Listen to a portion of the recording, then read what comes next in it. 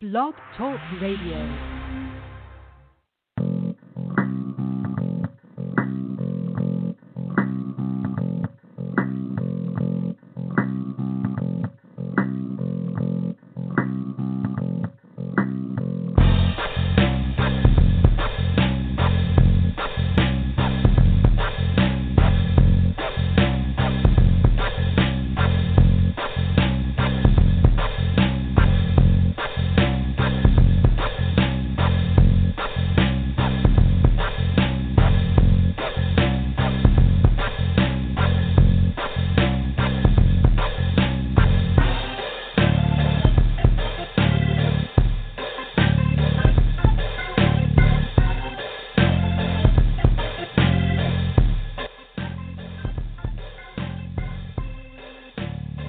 Good evening. Welcome to View Up Here. I'm your host, Canadian Glenn. It is December 14th, 2016. It's just about over. Tonight on the View Up Here, we're going to take a little closer look at something the Liberal government's making a very big deal out of. The plan for infrastructure. Most of the talk is about the stuff that's going to be built. But it also involves things that exist. Things existing that work just fine, that are public assets. Well, perhaps not for long. Welcome to asset recycling. Magical phrase. You thought P3s were gone? Forget it. They're here for good now. None of this infrastructure planning works without private money. A majority of private money. And that means a majority of private ownership. Not complete private ownership.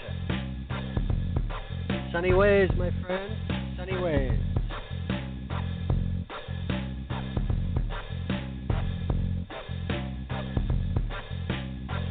I've seen it mentioned a couple places. There's absolutely nothing in the Liberal campaign about setting up a bank to do the partnership deals,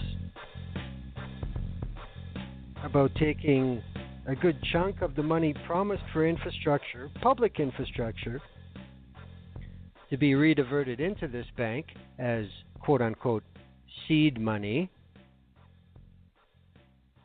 And I don't remember hearing anything about existing infrastructure being recycled, which means sold. That's all it means. They're recycling it for money. Then they'll take that money and put it in the bank, and then the tax dollars they were going to put in the bank, they'll just keep that. So this is like selling all your hockey cards because you want to hoard your paycheck. Anyway, before the election even happened, there was a committee formed to examine the Transportation Act. And of course, that would include encompassing everything from the national roadway systems to airports, water ports, points of entry, involves Canada Border Security Agency. That was under Harper.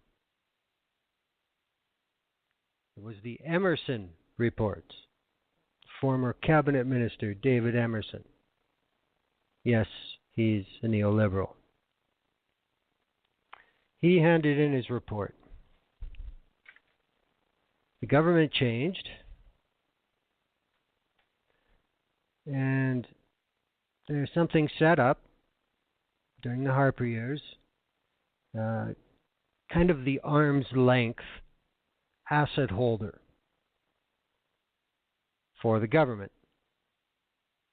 Like when Harper sold all those GM shares for a $2 billion loss, it was this corporation that sold them for the government. The Canada Development Investment Corporation, CDIC. They're kind of like the Canada Pension Plan Investment Board, just for the federal government, not for the pension plan. And yes, they are packed with the people you would expect to be on a board like that. Mutual fund managers, that type of thing.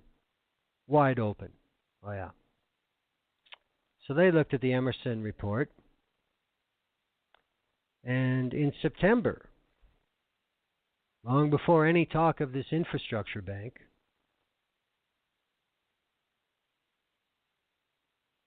the CDIC said using a competitive procurement process, CDIC has selected and engaged Credit Suisse Canada to provide financial advice to the government related to the recommendations in the Emerson report concerning airports. What those recommendations were privatize the airports in Canada. Now, this was an issue back in the 93 election.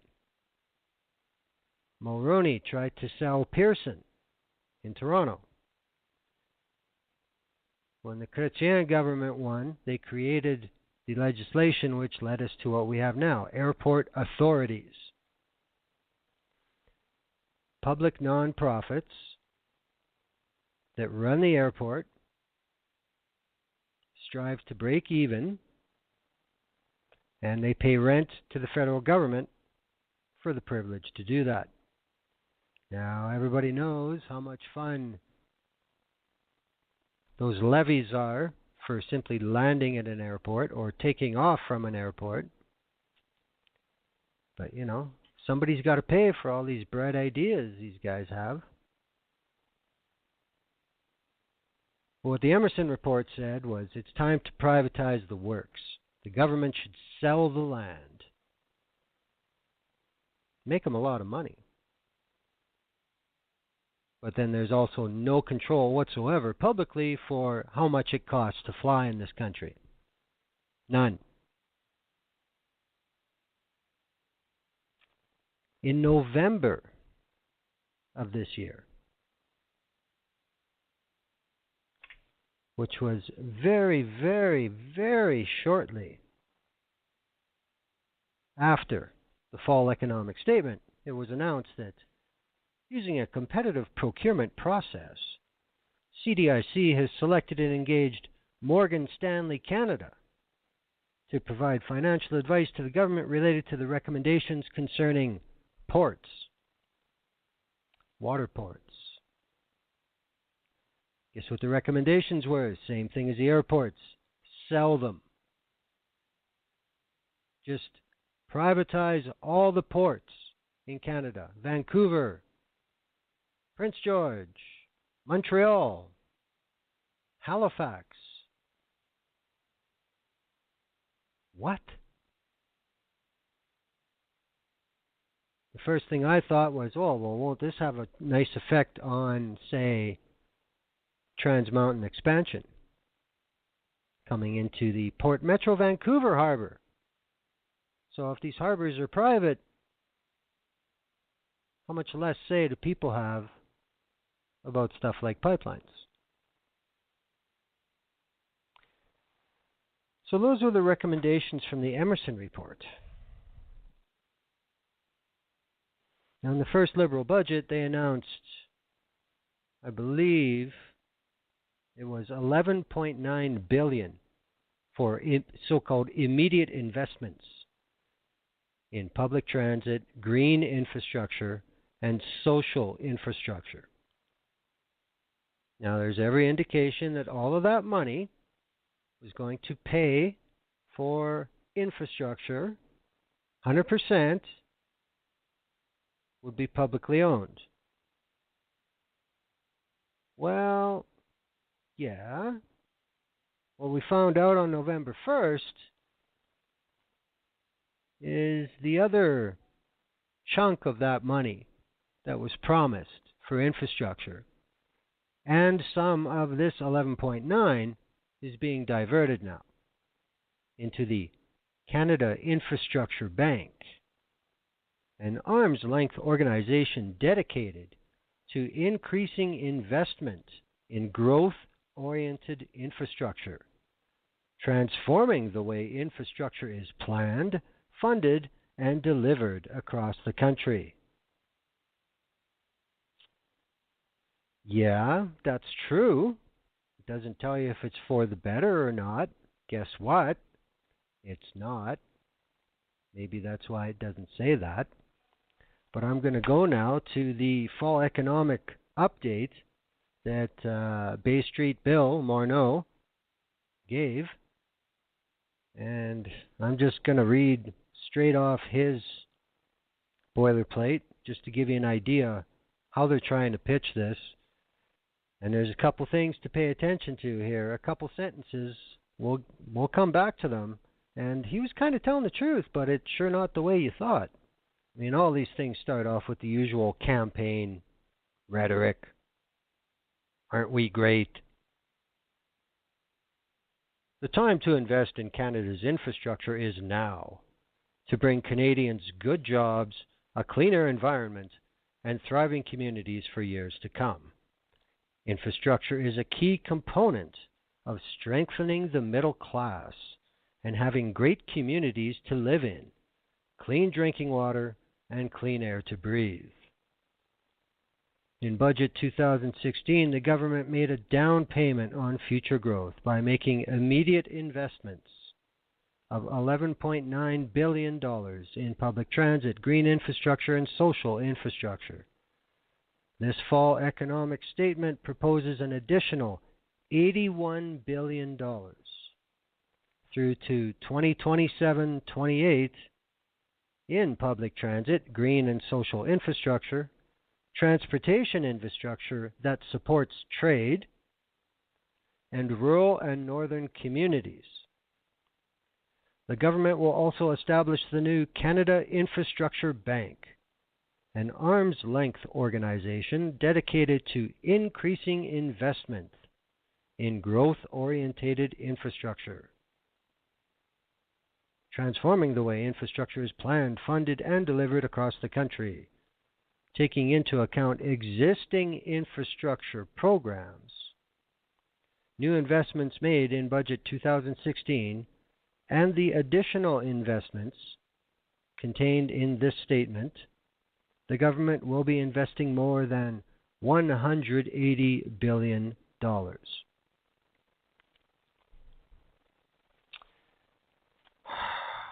Because every Canadian considers thinking to 2028 to add the numbers up for some perspective.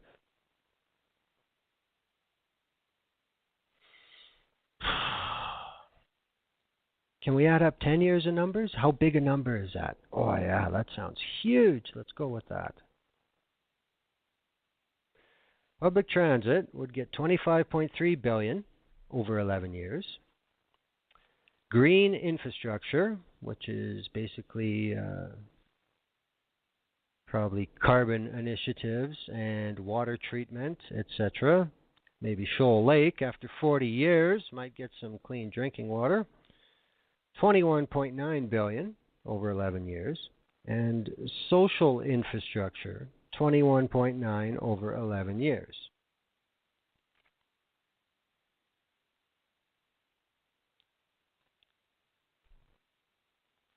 Getting Canadian products to global markets, $10 billion over 11 years.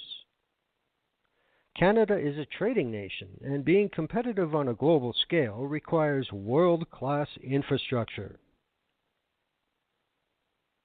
By the time we're done, you tell me what world-class means to these people. It certainly doesn't mean owned in Canada.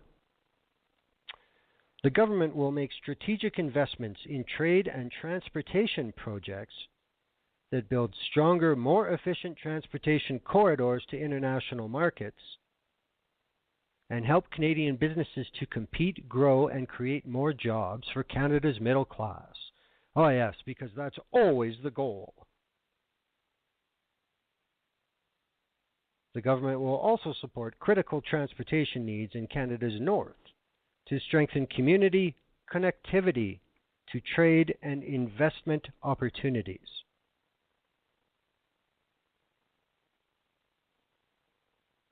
Then there is $2 billion over 11 years to buy off northern communities.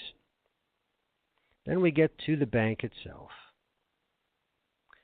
The government is launching the new Canada Infrastructure Bank to provide innovative funding and financing for infrastructure projects and help more projects get built in Canada.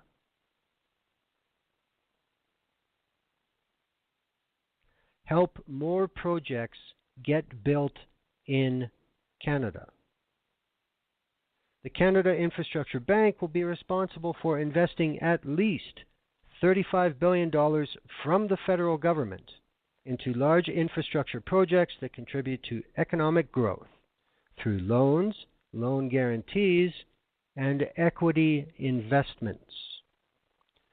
Part of this amount, $15 billion, will be sourced from the announced funding for public transit, green infrastructure, social infrastructure, trade and transportation, and rural and northern communities. An additional $20 billion will be available to the Canada Infrastructure Bank for investments, which will result in the bank holding assets in the form of equity or debt. This $20 billion will therefore not result in a fiscal impact for the government. So you understand what they're saying there. It says flat out, they're going to sell $20 billion worth of existing infrastructure to put $20 billion in this bank to invite people to own future infrastructure. Okay, now I don't think that's clear the way this is worded, but this is what it is. Then we close with the usual bullshit. The Canada Infrastructure Bank will provide better results for middle-class Canadians by doing things differently.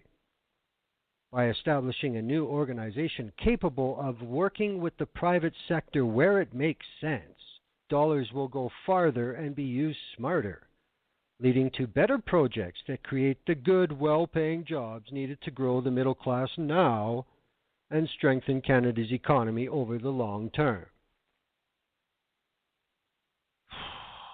The end.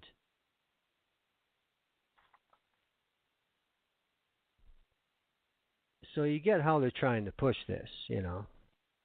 Never mind where we're taking money from that said it was going somewhere else. It'll still kind of get there eventually. Now, some of the wording in there. Transportation corridors. That's a pipeline. It's not just a highway. It's a hydro line. High voltage electricity transmission lines. All these things fit under these descriptions.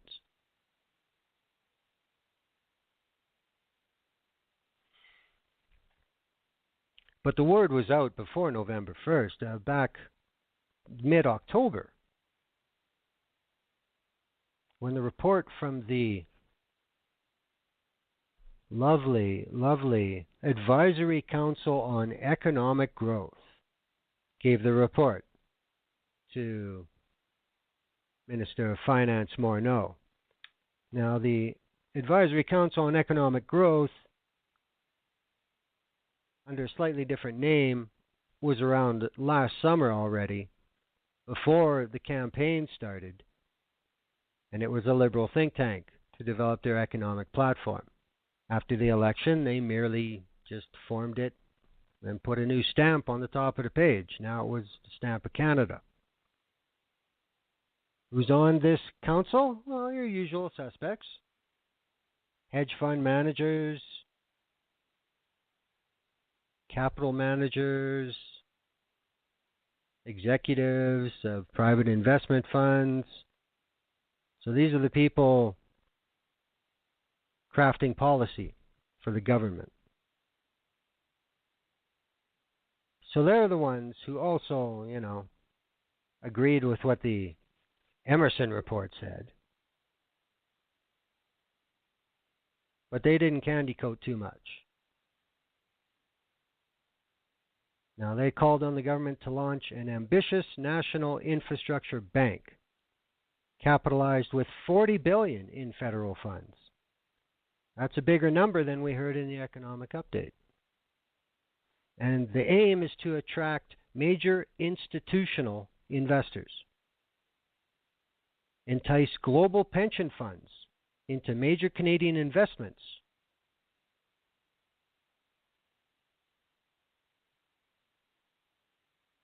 now, there's 3 separate reports that this council put out.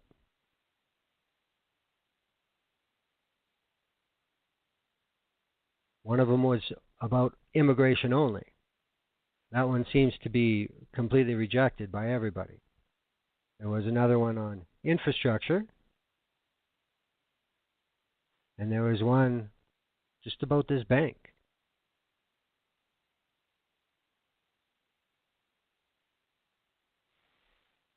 Now, the goal was to increase economic growth. Now, the council predicted that this bank could raise private capital at a 4-to-1 ratio.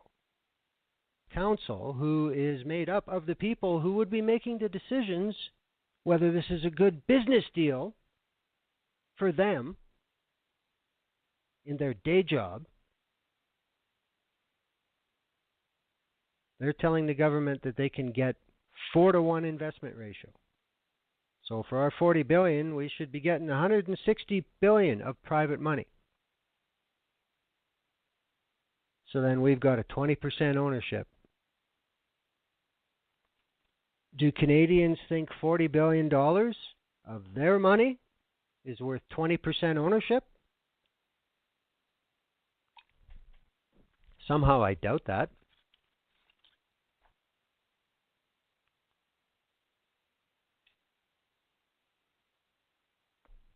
Now, the Conservatives set up a P3 agency in their last term, and it is a fact that the Harper government did make piles of infrastructure money available, hundreds of millions of dollars, but it had to be a P3. They basically changed things that if you did not agree to a P3, you weren't going to get any federal money, period, for infrastructure. Which is pretty unconstitutional, but, what else is new? We're talking the Harper government. 2-42 in the Supreme Court. But what's changed here? Nothing, really. Except now it's called a bank. It has money up front. That's it. Otherwise, there is no change. Now, who are on this panel? Well, let's see. We have people like Mark Wiseman, who is a senior managing director of BlackRock Incorporated. We have Michael Sabia, the CEO of the Quebec Pension Fund. These are the kind of people that are advising how our tax money should be spent. People who manage billions of dollars for pension funds, for governments, for corporations.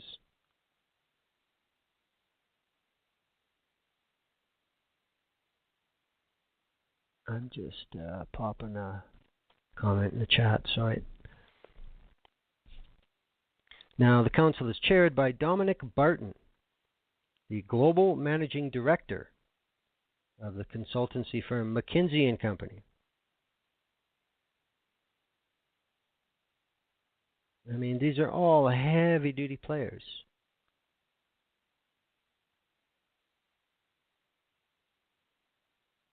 Now, it also says that, with with this seed money, these supposed hard assets on the bank's books, the bank could issue infrastructure bonds as well. So let's just make some more money out of thin air that we have to pay in 20 or 30 years when the bond matures. We won't own whatever it built, but hey, whatever. And this is where asset recycling came up. Ridiculous. What asset recycling is taking things that were built with public money, are managed under public ownership, and selling them, partially or fully. That's why Morgan Stanley's around. That's why Credit Suisse is around. The same thing again. Let's hire the foxes to tell us chickens how to sell ourselves for the highest price. Right. So here's the issue with the airports again. Canada, I believe, is number 138 out of 148 for cheapest travel airlines domestically. Air travel is ridiculously expensive in Canada, and that's on land that the federal government still owns. This is with the airport authority model. So what would happen if these airports were privatized? Well, there's actually a few people who have something to say about that. How about the Chief Executive Officer of the Calgary Airport Authority, Garth Atkinson? He said that the privatization of Canada's airports is a ridiculous idea that would accomplish nothing while driving up the cost of air travel for Canadians. He said privatization would do nothing to change Canada's reputation as one of the most expensive jurisdictions in the world for air travel. He said the only way costs would go if you change the model to one where airports are operated on a for-profit basis. The only way costs would go is up. Here's the numbers from the World Economic Forum. Canada ranks 130th out of 140 for the cost of air travel.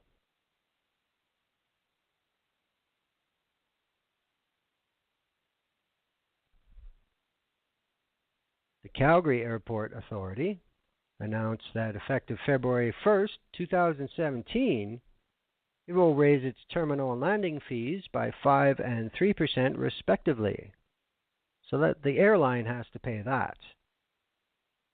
Airlines have to pay for terminal fees, a fee to actually land the plane, a fee to park on the apron, a fee to use the loading bridge to get people on and off the plane. So basically what we have are the airlines paying for every service within the airport, the passengers paying for every service within the airport, everybody paying the airport authority, and the airport authority paying the feds for the land. But yet these airport authorities are supposedly non-profit. Maybe that's why they never quit building and it's expanding. They have to get rid of their money somehow. Now the official word is airport authorities pay no taxes. We have no other purpose in life other than to operate and periodically develop facilities and recover our costs. Well, isn't that a nice way of saying we'll just build all this shit and you have to pay for it, whether you use it or not? You want to get on a plane here? You're paying for it.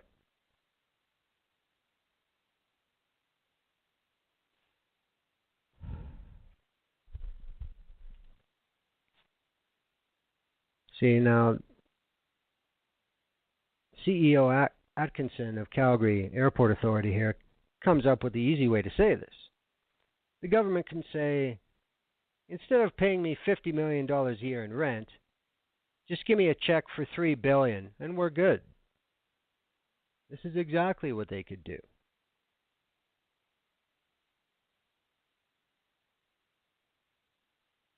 So that means that whoever takes the airport over and buys it for good, they're not trying to come up with $50 million. They're trying to come up with $3 billion because that's what they invested.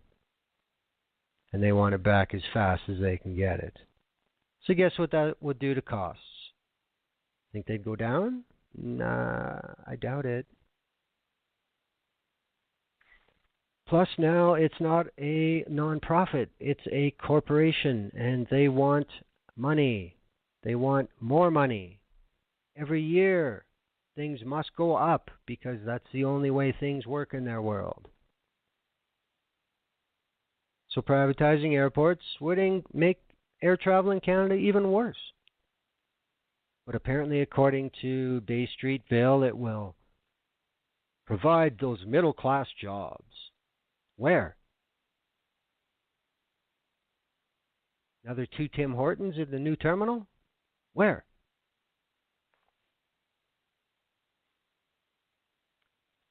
The President and Chief Executive Officer of the Ottawa Airport Authority and the President and Chief Executive Officer of the Vancouver Airport Authority collaborated on an article that ran in the Globe and Mail. Kind of a little rah-rah article for airport authorities, and they made it sound good. Since the early 90s, airport authorities have invested almost $20 billion in our national airports. Yeah, they have, but who paid it? Canada is now recognized as having the best aviation infrastructure and most efficiently run airports in the world. Winning awards in design, innovation, safety, and customer service. Really, I guess you don't deal with Air Canada. And under the current model, we do it without government funding. In fact, our airports contribute more than $1 billion a year in rent and other fees to the government. Pay $1 billion in rent. You make it sound like you're investing billions a year. So how much are you making?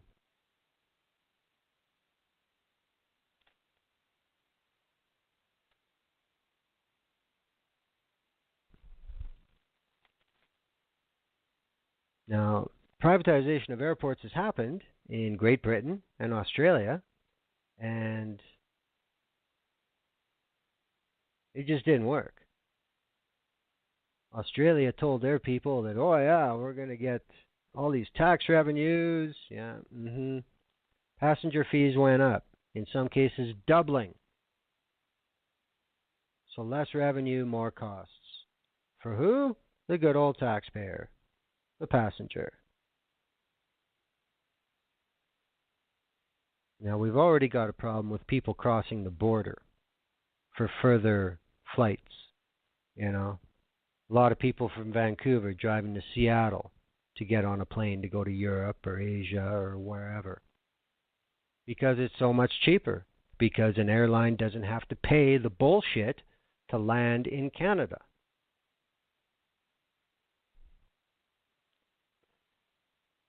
So, privatizing and driving up the costs may only make that even worse.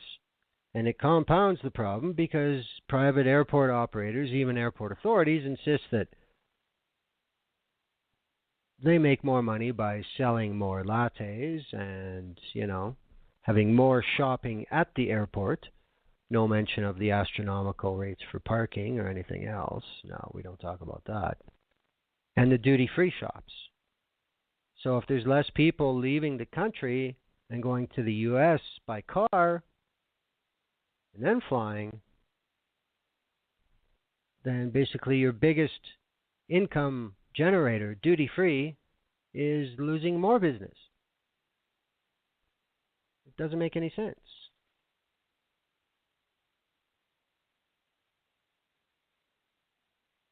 Canadian airports as a total carry a debt of $13.3 billion.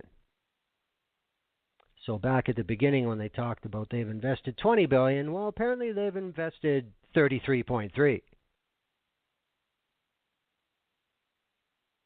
And of course, with a debt, if the government chooses to sell them, the proportion of the debt belonging to that facility will be deducted from a price.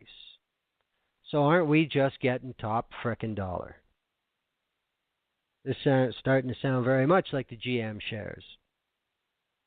Well, we want the money now. Somebody gets a deal. Not our problem.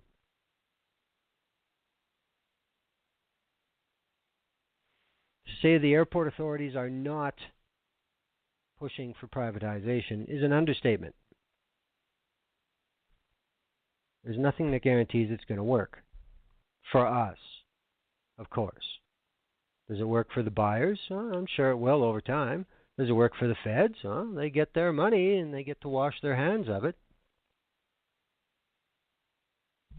Sunny ways, my friends. Sunny ways. If you want to start talking about what's going to happen if they decide to privatize the water ports in Canada, that is an entirely different issue altogether.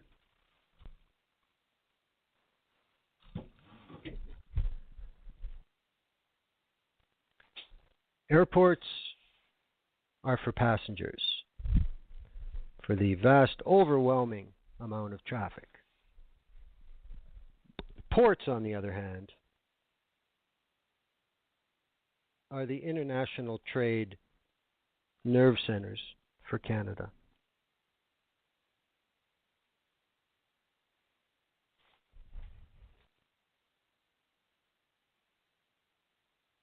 Now, it was only, right after the economic update that it was announced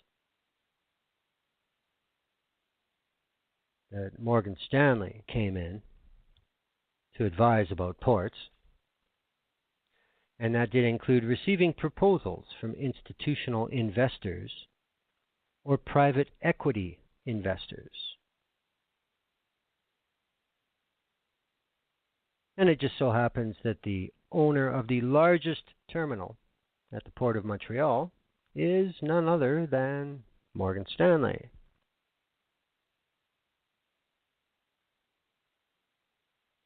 Now, of course, this was a very, very neoliberal worded report that came from them and that was in the Emerson report and was in the Advisory Council. All very neoliberal style structure.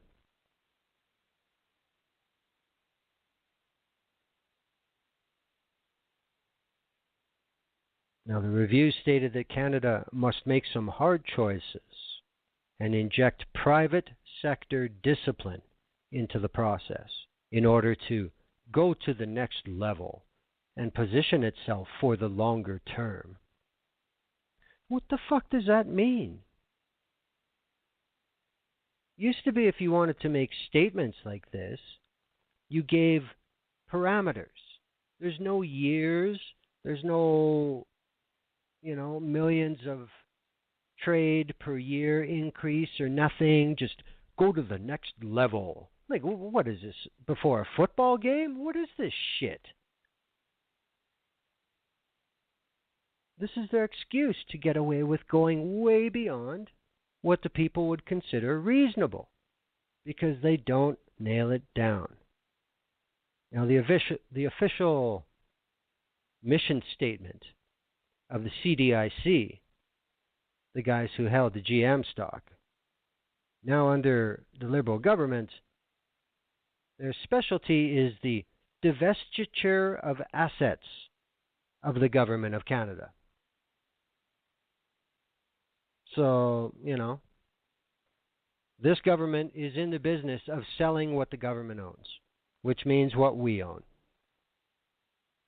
Yet they're making all these promises about building all this new stuff that's for us. But they don't say we own it because they really don't expect us to own it. Just pay for it. You don't own it, you just pay for it.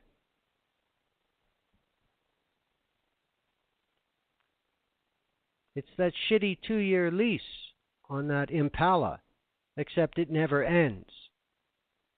And there's no renegotiation on your side. This is called investment by the government. This is called creating middle-class jobs. From where, I have no idea.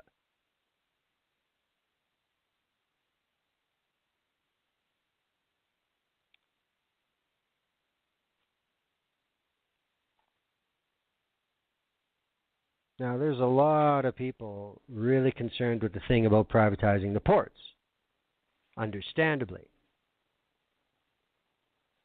Now, the biggest question about, for instance, let's talk about the Surrey coal docks right across the river from New Westminster.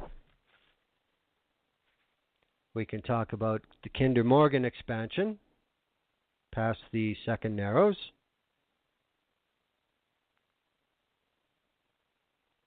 Port of Metro Vancouver is still publicly owned. Some of the board seats are corporate because the biggest terminal owners have a piece of the pie.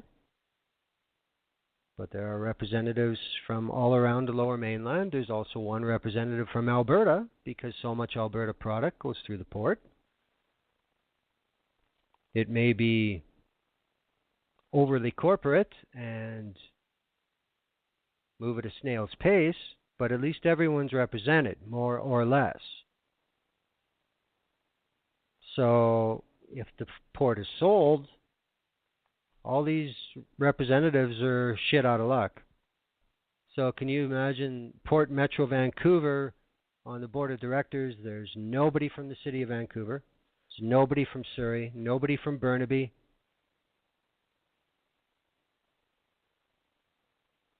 Nobody from North Van. All corporate appointees. People who have no vested interest in Vancouver except making money with their asset. That's it. So, there may come a day in the not too distant future where there may be a lawsuit launched against the port, Metro Vancouver, if they allow all this tanker traffic to load what's coming out of Trans Mountain, if it gets built. If it's a private corporation that owns the port, good luck.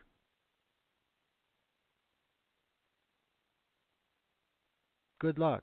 Peter Hall, the director and professor of urban studies at Simon Fraser, and an expert on port institutions, says, I don't know what they're thinking. Privatizing them would go against everything that we know about the way ports operate in such a huge country.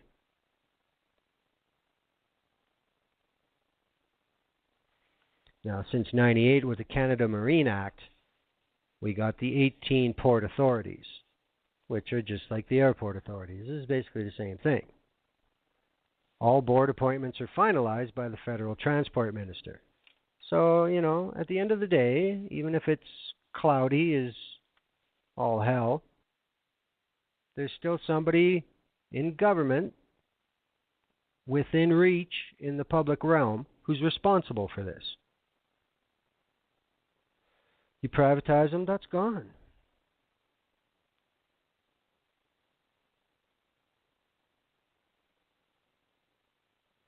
The way Vancouver is right now, there are 11 board members. Port users have 7 of those seats. And only 1 seat go to the 16 municipalities within the port's jurisdiction. 1. Now. That'll go to 0. Another issue that people are raising, especially in the Lower Mainland in British Columbia, is Port authorities are still susceptible and bound by law to respond to access to information requests. They become private, that's gone.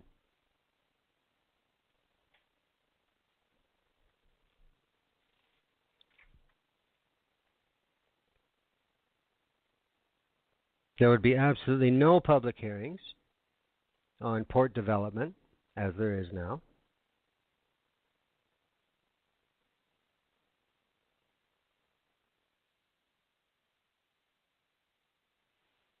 Now, the issue that are being said in Vancouver by more than one group is that ports are the visual manifestation of federal trade agenda. And British Columbia is already struggling with that agenda, whether it's about fossil fuel terminals or expansion of container ports, or if it's about traffic and frequency of shipping. And it's hard enough for there to be any public input at all now. If ports are privatized, especially Port Metro Vancouver, the public's shut out. So, these 16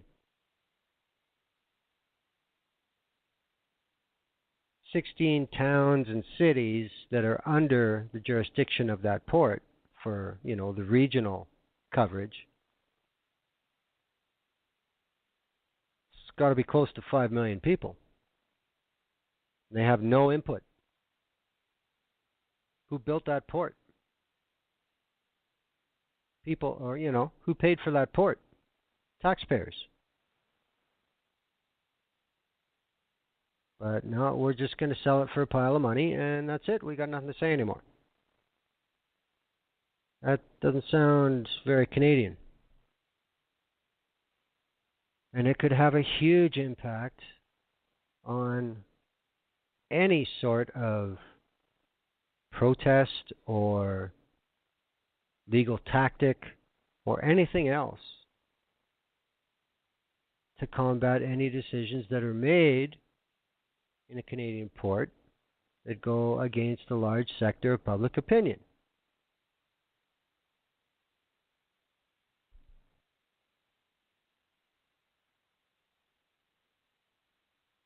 Now, there are some pretty vocal critics about this. Just trying to find the name here. Seems to have... Oh, okay. This is still Peter Hall, the director and professor of urban studies at SFU.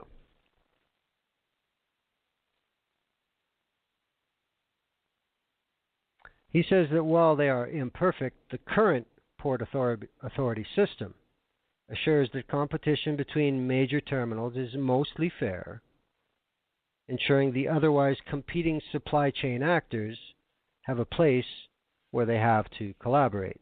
So, nobody gets locked out. Nobody's victim of, a supply chain war and gets put out of business because somebody's got a problem with somebody else. And Hall says, why would we want to give up on that? And if all they mean by privatization is that they're going to take these long-term leases that the port authorities hold and let Morgan Stanley turn them into tradable financial instruments in order to make the books look good in the short term, well, then shame on them. This has been tried around the world, and it hasn't been very helpful. That's true. Ports in the United Kingdom, Australia, New Zealand, they've all tried this, and it hasn't worked out.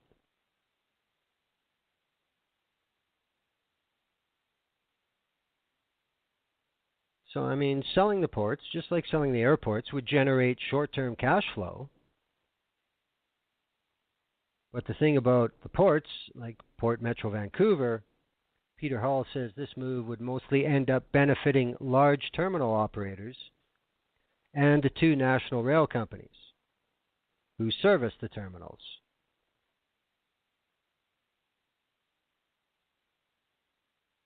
Now, this would be a dream come true for everybody involved because not only have they now got an opportunity to be, if not one of a very small number of service providers, they may have a monopoly on a service, and there's no authority looking over their shoulder because it's been bought out from the authority.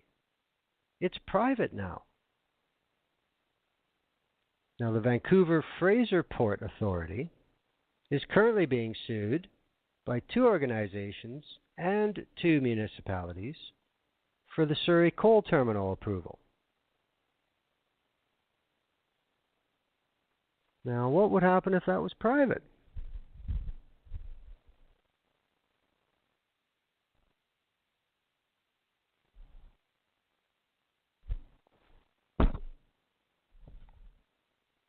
Basically, what it comes down to is it looks like the government has decided we've chosen trade over protecting the environment. And in British Columbia, that is simply not justifiable.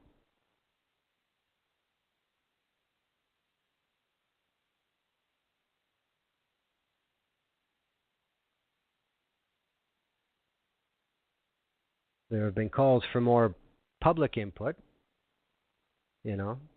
It seems that all the big promises of the campaign that the Liberal government has decided were just promises they have no intention of following through on, such as amending C-51, electoral reform.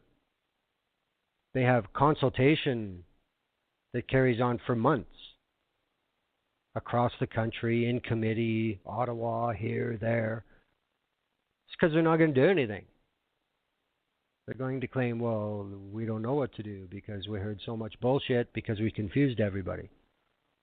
But the stuff they want done, stuff like this, they didn't mention it up front, and there ain't no public discussion now. Business as usual. Sunny ways, suckers. Sunny ways. Now, this article that I'm going off was on DSmog blog, and it was written by Carol Lennett, and she summed it up, and she said, what was once heralded in the Liberal Party's platform as the largest new infrastructure investment in Canadian history has turned out to be an attempt to attract billions in private investment from international firms. Martin Lucas in The Guardian called it a giant corporate giveaway. And Tom Parkin in the Toronto Sun called it a bait and switch on infrastructure. Peter Hall sums it up, and he says, suggesting privatizing ports will only make the relationship between the government and the people more tense. Think of the conflicts we're about to have here over the pipelines. You remove public oversight of the port, you further push this in a private direction. It's an invitation for more conflict.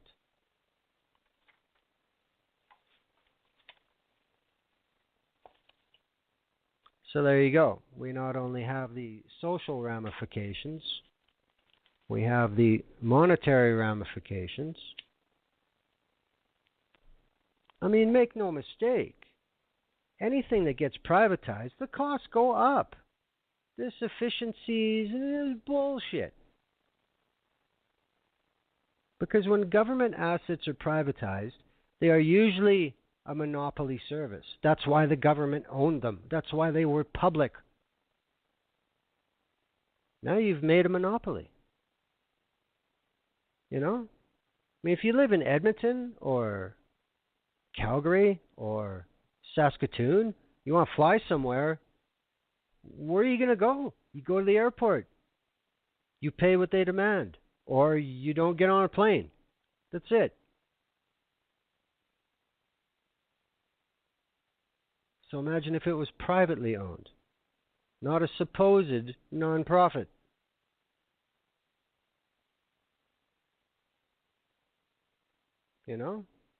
Forget it. Why? Just so the Liberals can show a balance that they actually didn't have to come up with the money. They just sold stuff. Sold stuff we never get back.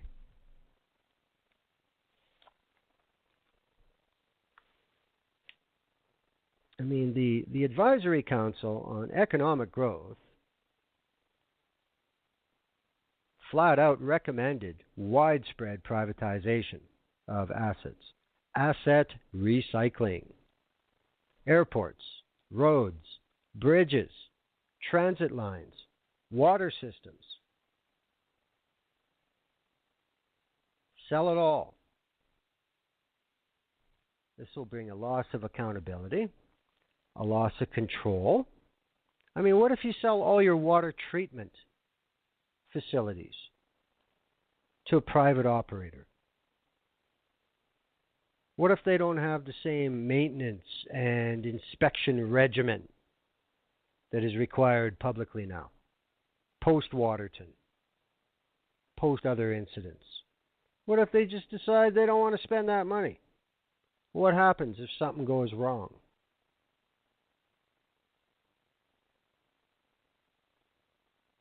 Who has the money to go to court for 10 years to fight some corporation just because they don't want the bad PR that they get convicted they fucked up? There's no recourse.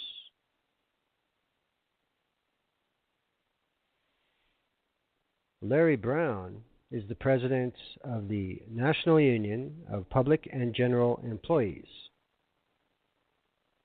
NUPGE. His members work on a lot of these currently still publicly owned operations. And he says whether it's a road, a rapid transit line, or a water treatment system, it should be based on what people need, not how much of a profit it's going to make for its private investors.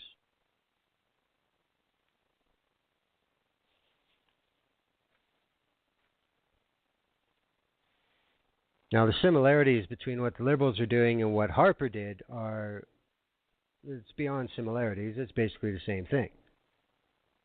All levels of government are now pressured to use P3s. Harper just came flat out and said it. If you're not interested in a P3, you're not getting any money from Ottawa. We don't give a shit what it's for.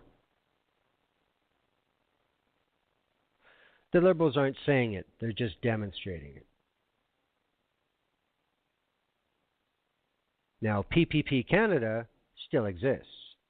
That's the outfit that Harper set up to run the P3s through this thing. But the difference is it didn't go through a bank. It came directly from the government, their portion. And PPP Canada controlled the disbursement.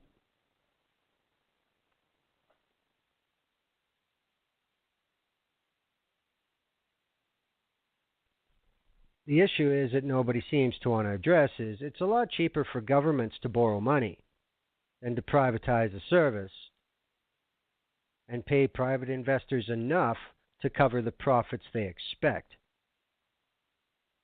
The federal government is paying 1.8% interest a year on 30-year bonds. Investors in infrastructure expect between 7 and 9% return a year.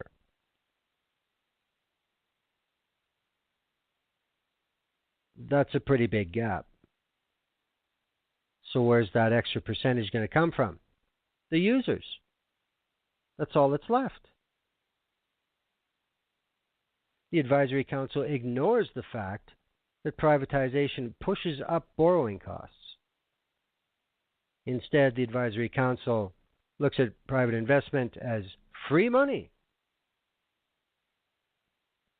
But don't forget, the people on this council are also the people who will be putting up said free money. So, no collusion there. No conflict of interest whatsoever. Now, Larry Brown said, if the privatization industry portrays private investment in public services as free money, hold on to your wallets. That means the privatization industry is trying to hide how costs will be paid, and we should expect sky-high user fees or service cuts, or both.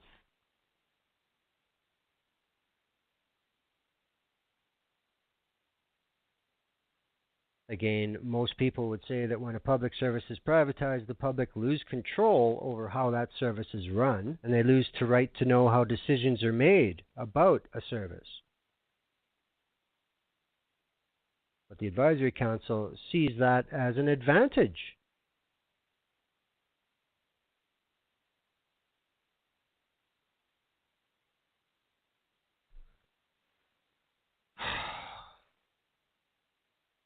So it looks to me like the Liberals just did a lot more research and provided it to come up with the same process that the Harper government merely imposed with no discussion. So what's the difference? Instead of just getting screwed, now we have someone who says, hello, you're going to get screwed. That'll be all. And then you get screwed. Is that the difference here?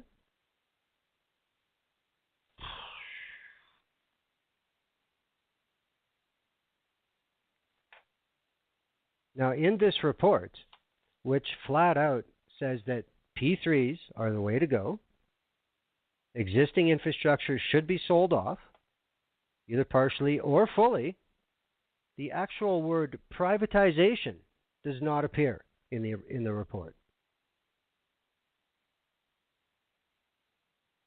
Various euphemisms are used. And asset recyclement or recycling is the biggest one. This is the new catchphrase for this shit. Asset recycling. Just that the two-word phrase itself right there, I mean, that's just beautiful. Bernays would be so proud. You hear the word recycle. What do you think? Well, something's used. You're done with it. You're going to throw it out. Well, you recycle it because you're responsible. You're a good Canadian. Asset. Well, an asset's something that's good. It's worth something. It's valuable. It's an asset. Asset recycling. Well, it's good, but we're going to get rid of it. I don't get it. What a magic little phrase. Asset recycling. So does that mean it comes out a better asset? Does it come back out as more than one asset?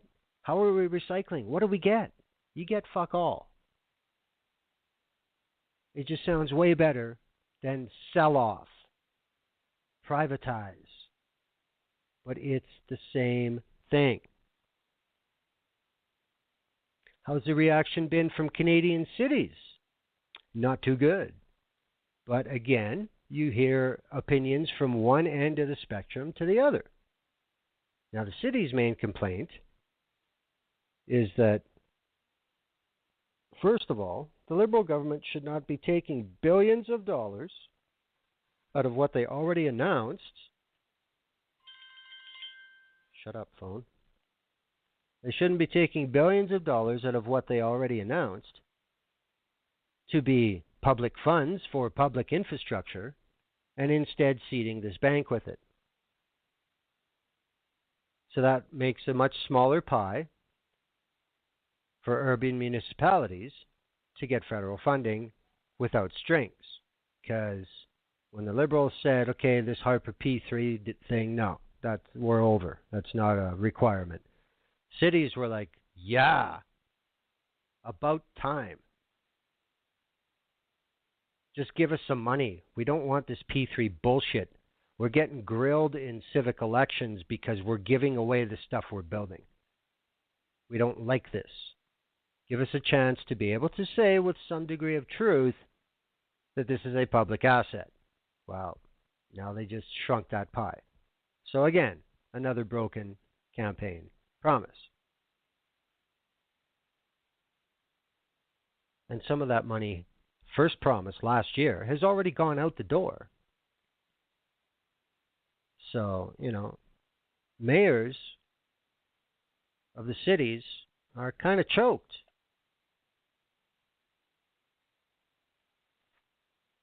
There are some people who probably got, approved for the first or second phase of approval are now going to be getting a letter saying, I'm sorry, the money's gone. We don't have it anymore.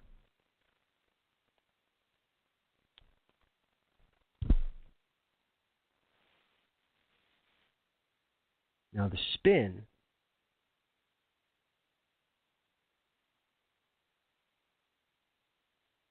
is being very tightly controlled on exactly what this bank's mandate is going to be. I mean, it's obvious what it's going to be. It's there to facilitate selling new infrastructure. That's it. But some of the people who are on the council have a very different description of it. Now, this Mr. Sabia, the head of Quebec's pension fund, which is worth $255 billion,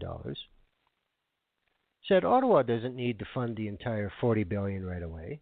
The priority should be to get the institution running as soon as possible so that it can gain investor confidence as a professional and independent source of expertise. Oh yeah, I bet. What do you guys got in there? You only got $8 billion in? Okay, we'll take it. We got 30 to throw in. Right on. Look what we just bought. For good.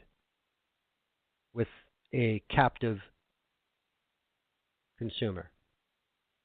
We just bought a monopoly. Let's build it. Mr. Sabia says it's wrong to think about this bank purely as a financial institution. Well, that's because it's really not. This bank is intended by us to also be a national center of expertise on infrastructure. Oh yeah. Just like Guantanamo was expected to be a national center of expertise on interrogation. Yeah, okay. Now, Canadian pensions aren't new to this game. Between the Ontario Teachers' Pension Plan, the Quebec Provincial Pension Plan, and the Canada Pension Plan, Canadian funds own airports, toll roads, bridges, ports in different parts of the world already. The Canada Pension Plan has 7.6% of their assets in infrastructure. Quebec had $13 billion worth of infrastructure, and the Ontario Teachers' Pension Plan had $15.7 billion in infrastructure already.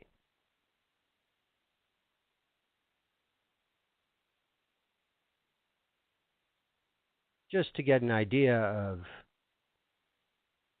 how the cities are going to be left with crumbs as far as having any decision or any influence, it's been suggested that the Canadian Infrastructure Development Bank has a $100 million minimum project size. True, $100 million doesn't buy you what it used to.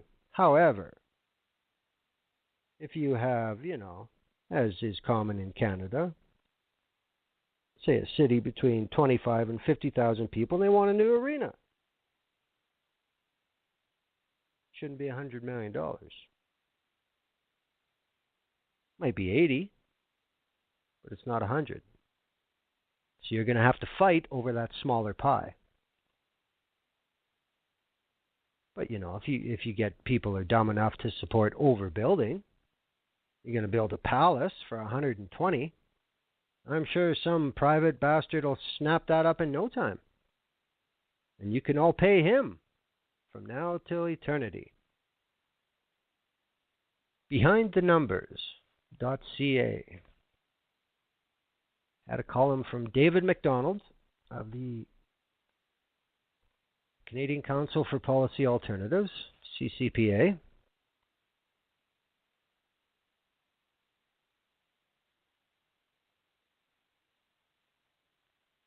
he talks specifically about the bank. One of the key justifications for the infrastructure bank is to reduce costs and increase access to loans for Canadian cities. Unfortunately, the bank's lending structure will actually cost cities an extra $6.2 billion on the $20 billion promised for infrastructure. That's because roughly a third of the benefit from the new money will be wasted on higher interest payments.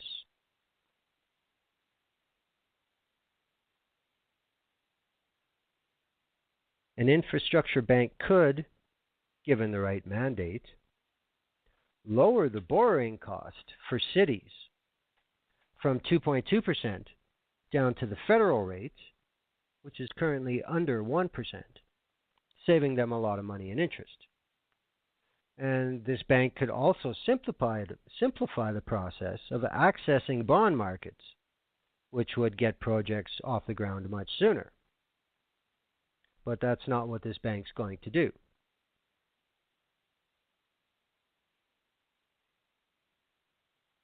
Now, if the start-out amount in the bank, well, they said 40, but we're going to work with $35 billion here because that seems doable in a short period of time. $15 billion will come from the federal government, and that'll be out of what was announced for the 4 years of infrastructure funding. So that was what, 40? So we have 15 out of 40 taken out of that pie and put into the casino.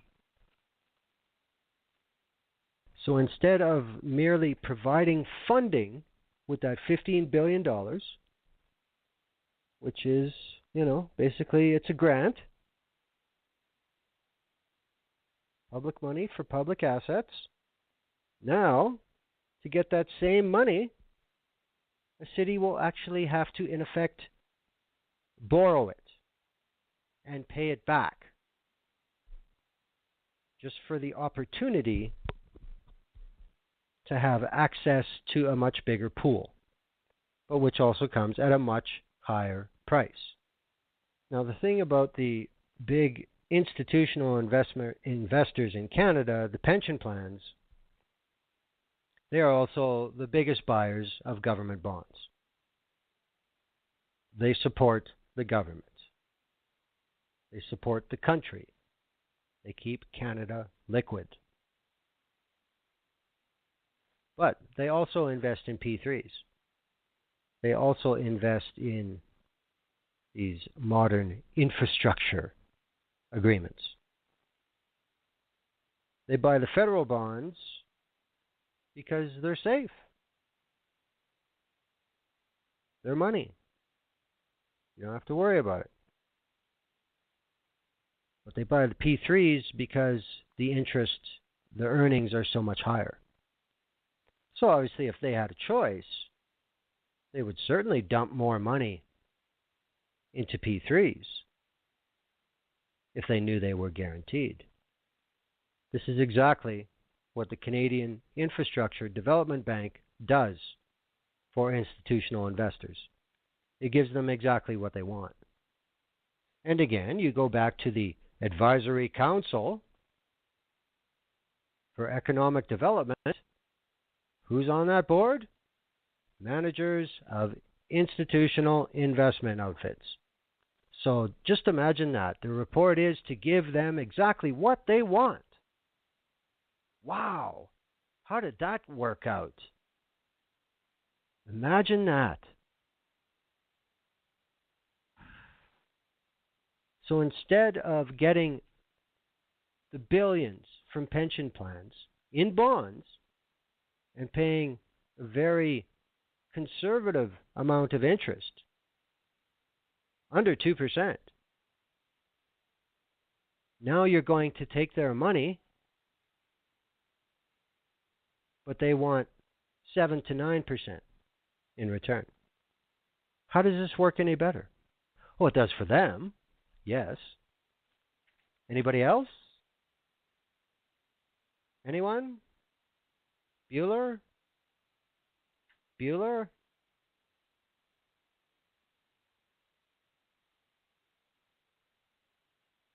Now, in Ontario, P3s have a pretty checkered record.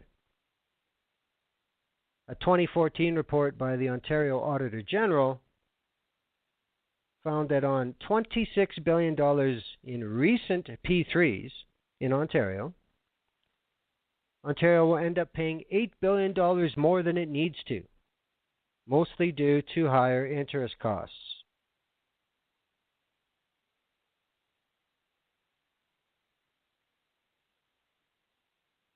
And P3s are sold as a better deal for the taxpayer. Really. Interesting.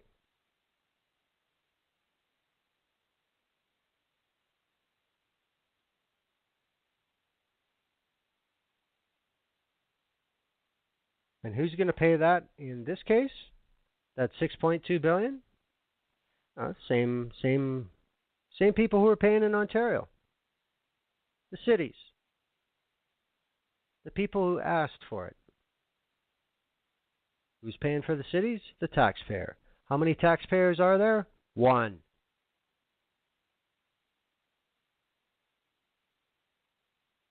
So I find it a little difficult at this point in time to celebrate Bay Street Bill's proclamation about how this is building a solid, secure future for Canada and middle-class jobs. Sunny ways. Sunny ways.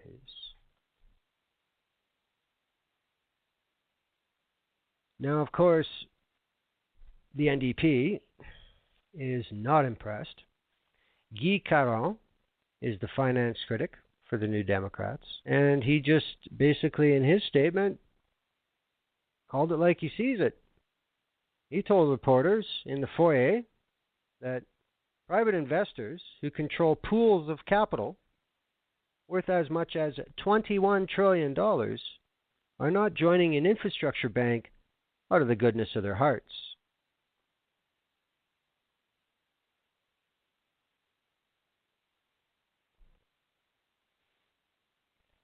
Now, Mr. Sabia from the Quebec Pension Plan had earlier said in another article that they expect 7 to 9% return.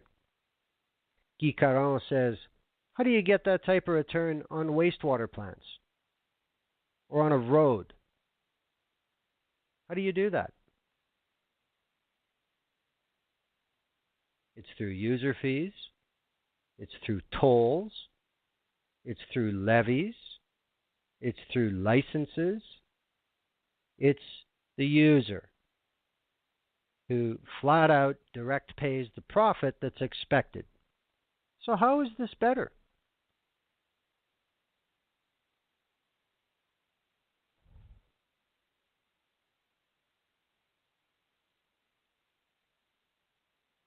Now, Mr. Caron made it clear that everybody knew that never during the campaign did the Liberals tell Canadians anything about an infrastructure development bank. He even says that the Liberals are going much further than the Conservatives ever dared to go.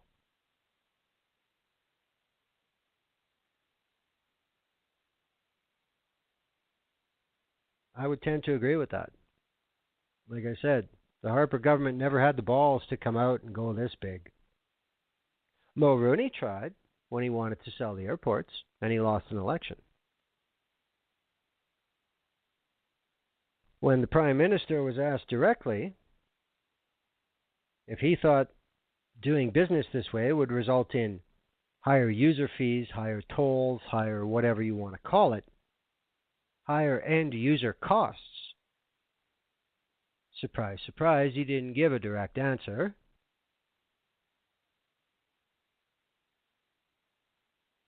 He said there are many different models to look at and many potentials. What the hell does that mean? And Guy Caron did mention to the press that all the leading voices on the Advisory Council on Economic Growth were all people who would benefit from this plan.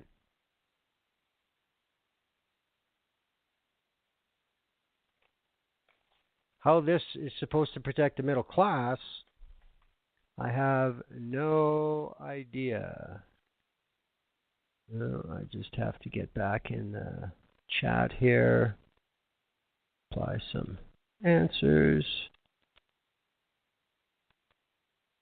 I could whistle if you want.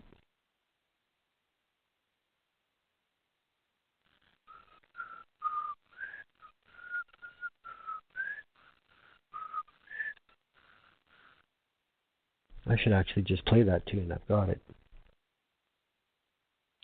CanadaFactCheck.ca went over it and named names.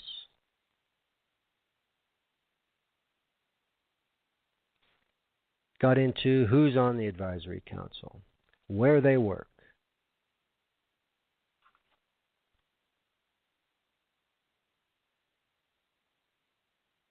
Now, what he calls into question is this 4-to-1 ratio.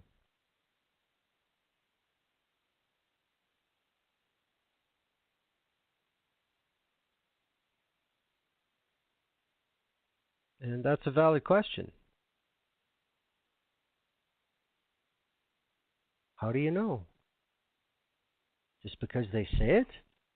What if BlackRock says, well, okay, you guys have got your 20 in there. We'll bring 100, 5-to-1. What are you going to pay us for return? See how this works?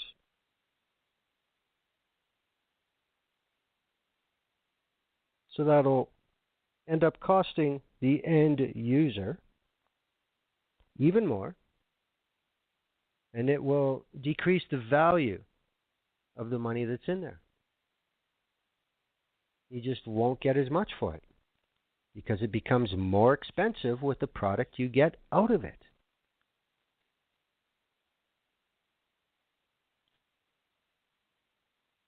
Now, the good thing about this report is it has the only detailed outline of exactly what this bank is supposed to do. And this is from the council. This is in their report. None of the mainstream media articles touch on what the bank is supposed to do, what powers they're being given.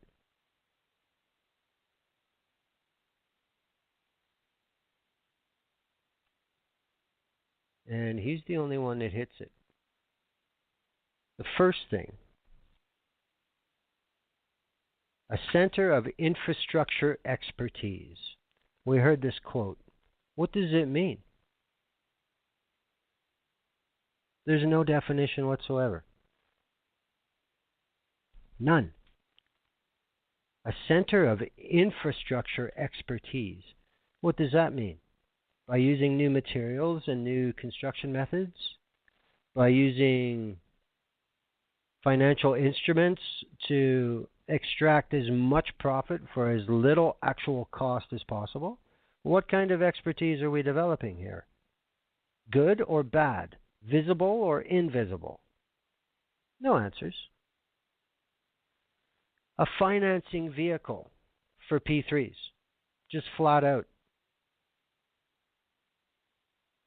That's its mandate. A financing vehicle for P3s. And nothing about other types of infrastructure even mentioned. And a recipient of proceeds from the privatization of existing public assets. So everything that gets sold gets deposited here to be shipped out under number 2, under the guise of number 1, their expertise.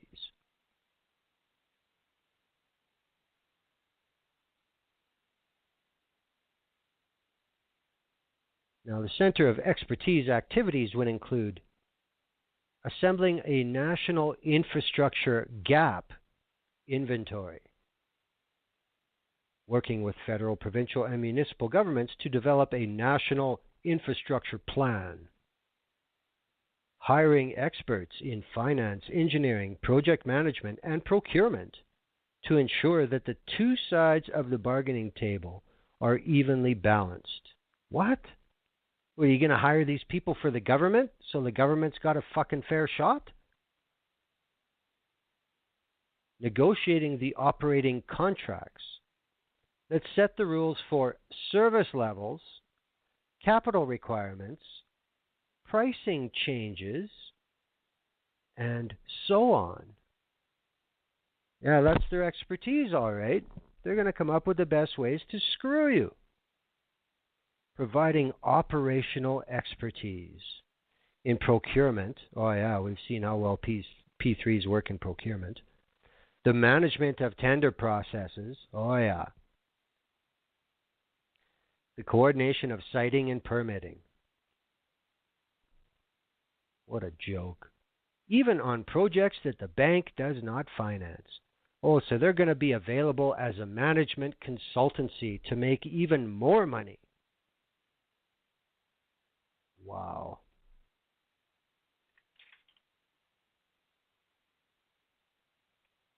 How ridiculous. Many people have said there's never been a better time for governments to borrow money themselves and build things. Money has never been cheaper since the Great Depression. Instead, we're just going to chip in on a deal where we end up paying 7 to 9% for the privilege of institutional investment.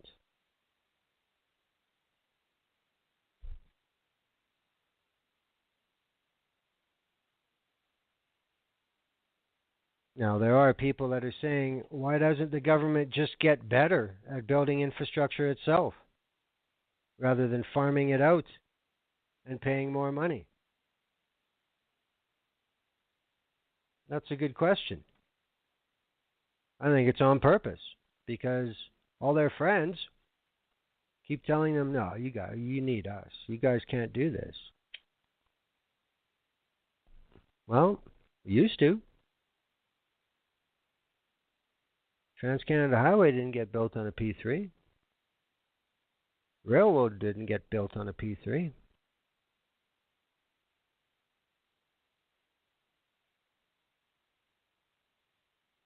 All the hydro on the Niagara River didn't get built on a P3. James Bay didn't get built on a P3. But Muskrat Falls is. Look how well that's going. Ridiculous.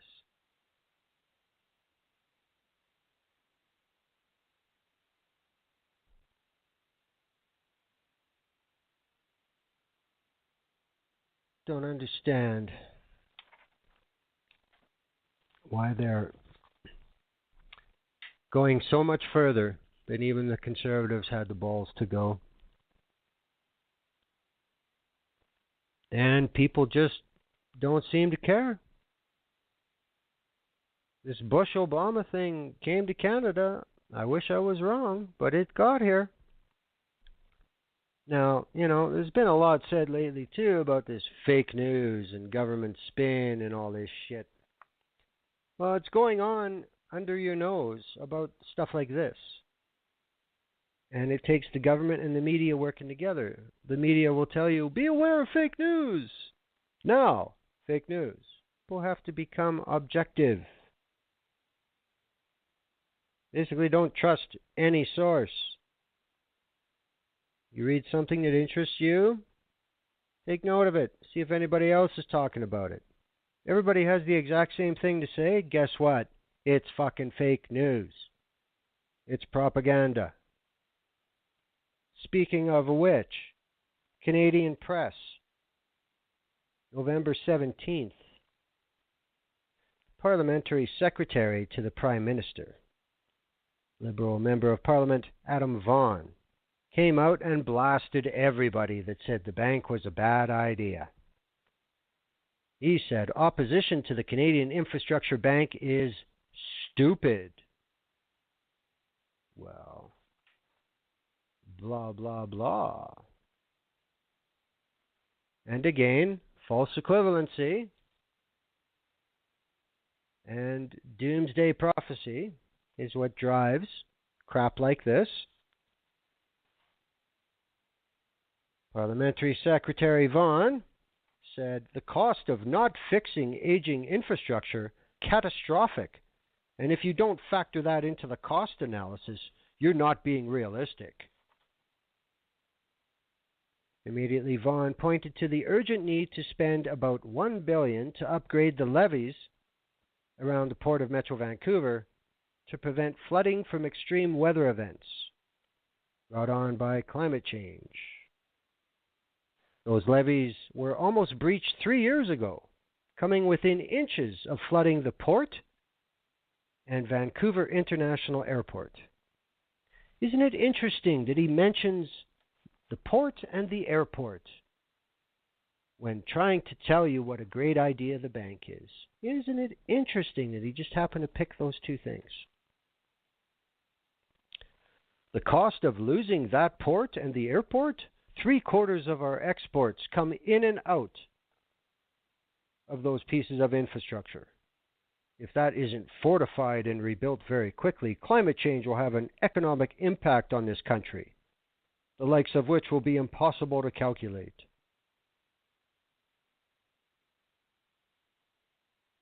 The idea of losing southern Vancouver and southern British Columbia to a levee that was built in the 40s for weather conditions that have changed radically in the last 50 years, to put that at risk because you have a fear of the private sector being a partner is not only stupid, it's bloody irresponsible. So is your metaphor, Vaughan. So apparently you either do nothing or you sell the infrastructure. According to Vaughan, that's all you can do.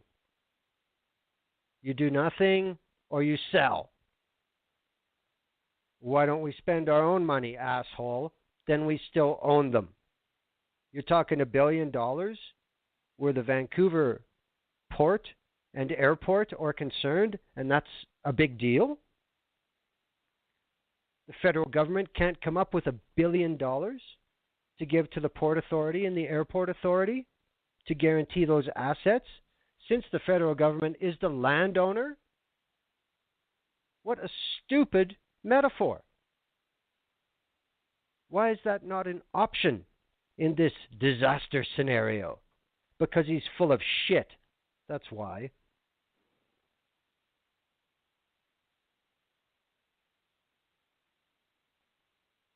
Adam Vaughan is a former Toronto City Councillor. I'm sure anybody in the GTA is quite familiar with Adam Vaughan and his bombastic horseshit.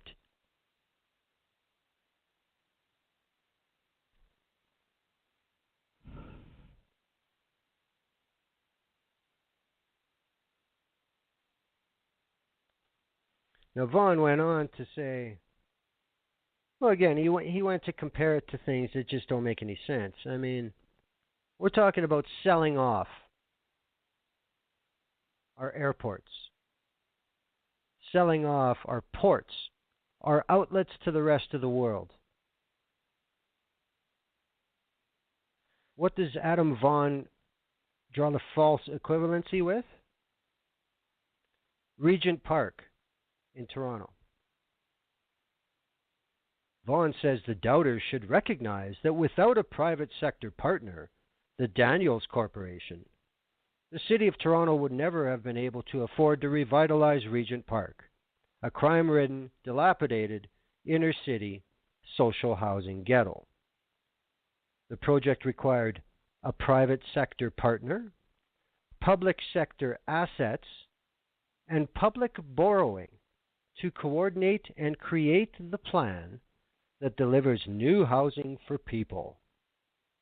What's more, he said the city benefits from the project in a host of other ways, with new, more energy-efficient social housing that cuts operating costs and takes pressure off homeless shelters and social services. Well, who's it cutting operating costs for? The Daniels Corporation? You just said you needed public borrowing. So what exactly did this private sector partner do for you that was so fucking outstanding? Moreover, he said the project demonstrates that private sector involvement in infrastructure doesn't have to result in new user fees to ensure a high rate of return on investment. In the case of Regent Park, he said, people pay a user fee. It's called rent. Yeah. How much did the rent go up in Regent Park, Vaughn? How much does it go up every year? That never used to happen. Does now. Why? That 7 to 9% window. That's why. So you got all the PR from shiny new buildings in a cleaned up neighborhood, but every person who tried to move in there had to pay more. For what? New paint?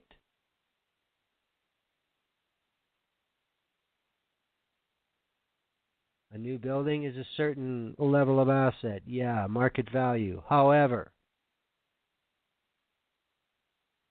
market value is a abstract quality. Now, see, there's a lot more truth being told here by Vaughn with his rant. I'm sure you'll be able to see it.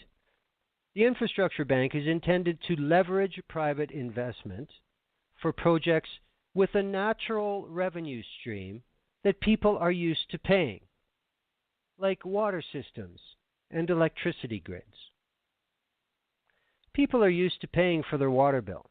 It doesn't matter one whit whether they pay it to the local government or to a private company, as long as when they turn on the tap they get water and it's delivered to them cheaply. Well, now, let's take a look at countries around the world that have privatized their water delivery, and the nearly civil wars that have broken out in a few of them because of it. Because suddenly water is very expensive. Why? Because people need it. Thanks for picking such a lovely metaphor, Adam.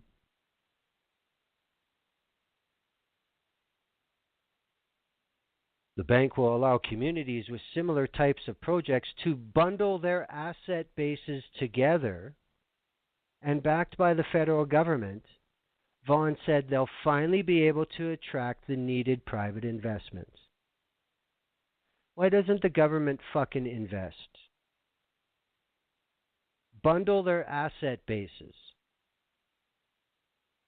So what this means is, instead of a town of 25,000 trying to get government money for a water treatment plant, they have to team up with 6 or 7 other communities the same size, which could be from one end of the country to the other. Now they all have one voice against a private investor who will own the water treatment being built in all of these communities. That's a better deal, is it, Vaughn? For who? For who?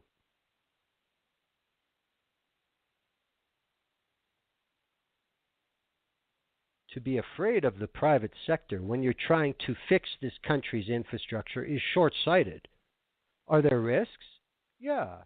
There's a much bigger risk not building infrastructure. See, there we go again. It's go private or go home. You get nothing. Why? Why? What happened to all these billions you already have? Oh, you're giving it all to this fucking bank. You're not actually building much. Yeah, awesome. The bottom line is they've already abandoned the public finance method. It doesn't make their friends enough money. Sunny ways, suckers. Sunny ways. Exactly. Bolivia was the case I was thinking of exactly.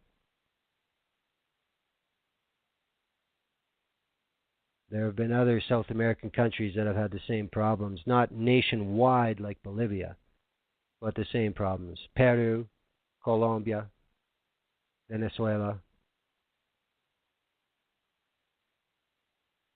It doesn't work for anybody but the investor. This is clear.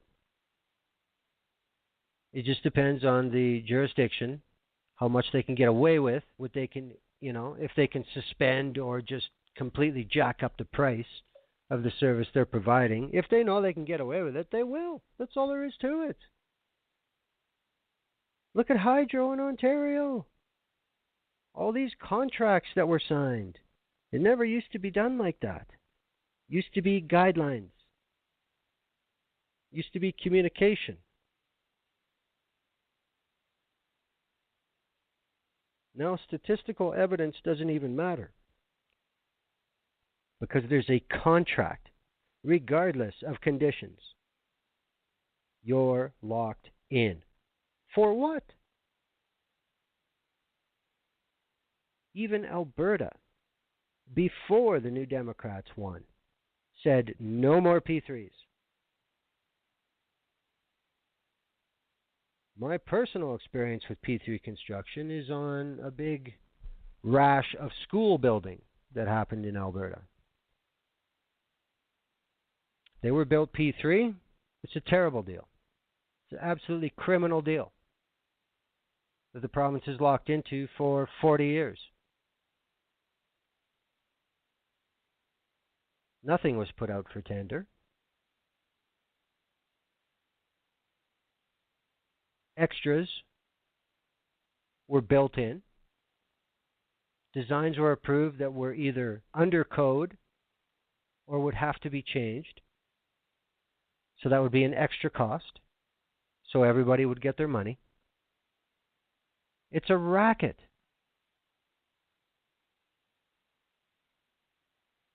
These private investors go so far.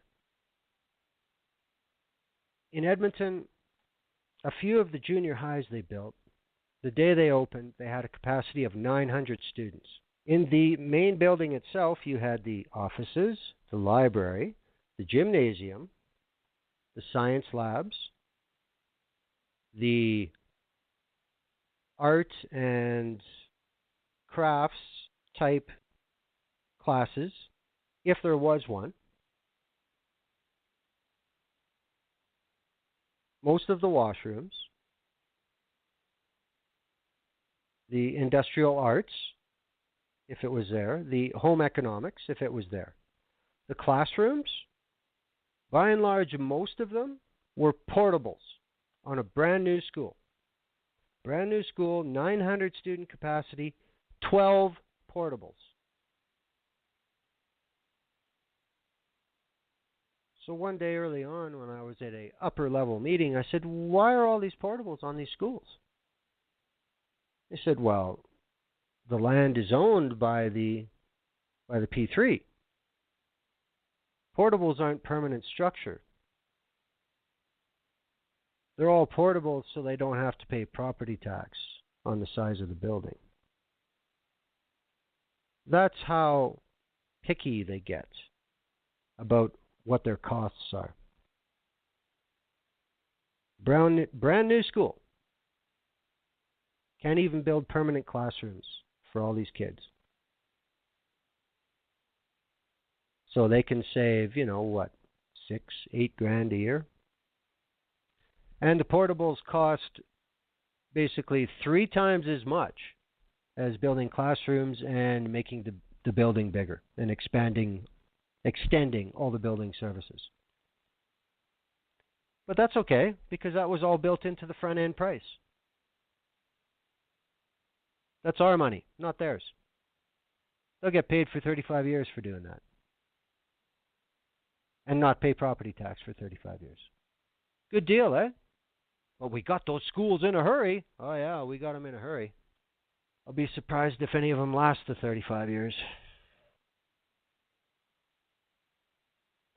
Ridiculous. Like I said, Ontario knows. Alberta knows. I think Quebec knows as well.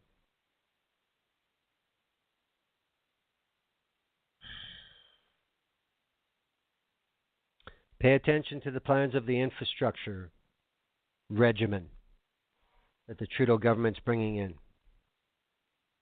There's going to be some huge numbers going far into the future. And just remember this, it's going to cost more. The temptation is you get more sooner, but there is no free lunch. If the airports are privatized and they can't generate the margin they want, guess what's going to be the first thing to go? Janitorial staff. The lights burn out in the parking lots, yeah, whatever. This is what's going to happen. Parking's going to go up every 3 months. Improvement levies are going to go up, whether they're building anything or not.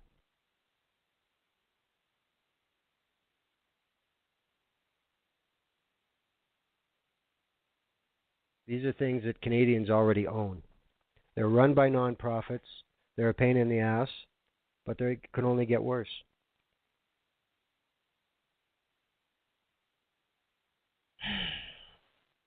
Watch out for Bay Street Bill and his buddies. And again, take a look at what the shit that comes out of people like Adam Vaughan. False equivalency. We're going to change the way it's been done for decades that everybody's comfortable with, but it's just not making some people enough money. So we're going to describe a scenario where you either go to the new model or you have hellfire. What we've done for decades, no, we don't even mention that because we're just not going to do it anymore. So you either do what we want or you get absolutely nothing and society breaks down. Irresponsible. Fraudulent. Coercive.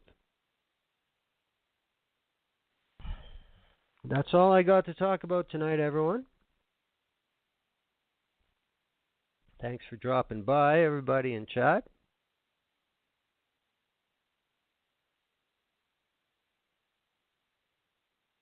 Good chat room. I wish I had more time to read it tonight.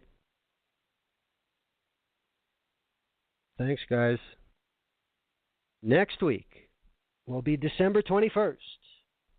That is as close as we can get. Last year we got lucky with the show on the 23rd. Next week on the 21st will be the second annual Festivus show. A Festivus for the rest of us. I imagine it will be similar to last year. I will have Friendly Smoker on as a guest.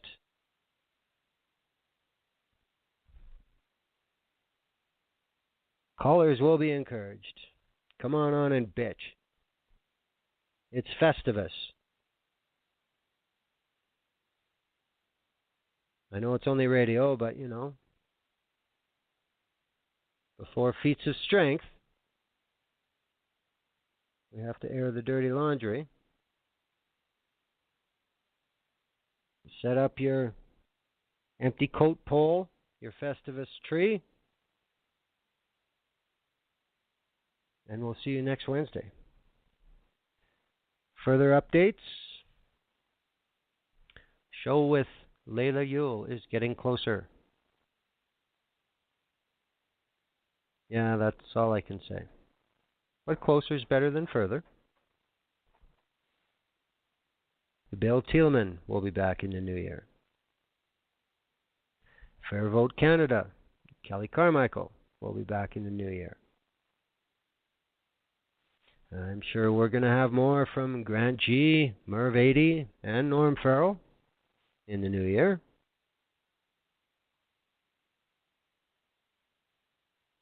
And we still have people who haven't made it yet. Bob Mackin. And there may be a couple surprises in the new year. I certainly hope so. I'm trying. But that's it for tonight. Thank you, everybody, for listening. We'll see you next week for the Festivus extravaganza. Oh, it didn't even go 2 hours? Well, fine. I'll play a song on the way out then. Let's find something we don't hear too often. Well, this is kind of suitable. for what we talked about tonight. This will take us back past the 2-hour window. You'll hear it on the archive. If not, it'll blip out halfway through. Thanks, everybody, for listening to The View Up Here. We'll see you next week.